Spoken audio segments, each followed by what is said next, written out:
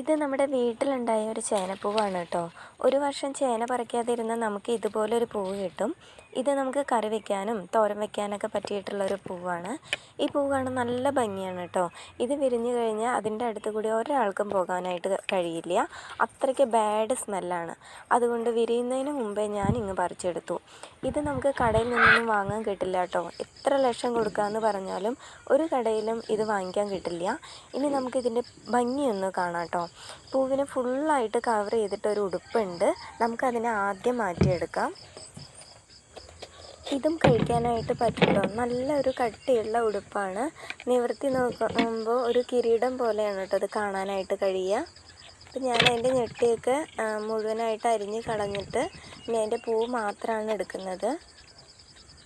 നമുക്കിതൊരു കിരീടം പോലെയാണ് കേട്ടോ അത് നിവർത്തുമ്പോൾ കാണാനായിട്ട് പറ്റുന്നത്.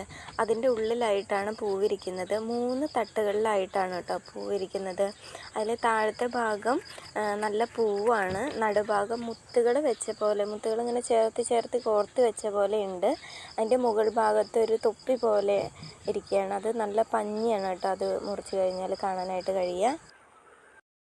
ഇനി നമുക്കിത് ചെറുതായിട്ട് അരിഞ്ഞെടുക്കാം. ഞാൻ ഇവിടെ ചെറുതായിട്ട് അരിഞ്ഞ് വെച്ചിട്ടുണ്ട്. ഇനി പാനിലേക്ക് കുറച്ച് എണ്ണയും കടുകും ഇട്ട് പൊട്ടിച്ച് പിന്നെ കുറച്ച് ചുവന്നുള്ളിയും ഉപ്പും മഞ്ഞൾപ്പൊടിയും മുളക് പൊടിയും കുറച്ച് മല്ലിപ്പൊടിയും ചേർത്തിട്ട് ഞാൻ പച്ചമണം മാറുന്നത് വരെ ഒന്ന് ഇളക്കി കൊടുക്കുന്നുണ്ട്. അതിലേക്ക് നമ്മൾ നേരത്തെ അരിഞ്ഞ് വെച്ചിട്ടുള്ള ചേനപ്പൂവും കൂടി നമുക്ക് ഇട്ട് കൊടുക്കാം. ഞാനിവിടെ ചേനപ്പൂവ് ഉപ്പേരിയാണ് കേട്ടോ വെക്കുന്നത്. നമുക്കിത് പരിപ്പൊക്കെ ഇട്ടിട്ട് നല്ലൊരു മസാലക്കറി പോലെയൊക്കെ വെക്കാനായിട്ട് പറ്റും. ഞാൻ ഉപ്പേരിയാണ് ഇവിടെ വെക്കുന്നത്. അപ്പം നമ്മളിത് ചേനപ്പൂവ് ഇട്ട് അതൊന്ന് ഇളക്കി കൊടുത്ത് എന്നിട്ട് ഒരു 5 മിനിറ്റ് വേവിച്ചാൽ മതി കേട്ടോ. വേവ് കുറച്ചേ ഉള്ളൂ. 5 മിനിറ്റ് ആവിയിൽ വേവിച്ചെടുത്താൽ മതി.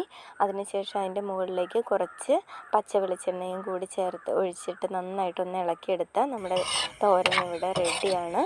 അപ്പോൾ നിങ്ങൾക്ക് ഈ വീഡിയോ ഇഷ്ടപ്പെടുകയാണെങ്കിൽ നിങ്ങൾ വീഡിയോ ലൈക്ക് ചെയ്യുക. ചാനൽ ഇതുവരെ സബ്സ്ക്രൈബ് ചെയ്തിട്ടില്ലെങ്കിൽ ഒന്ന് സബ്സ്ക്രൈബ് ചെയ്യുക കേട്ടോ.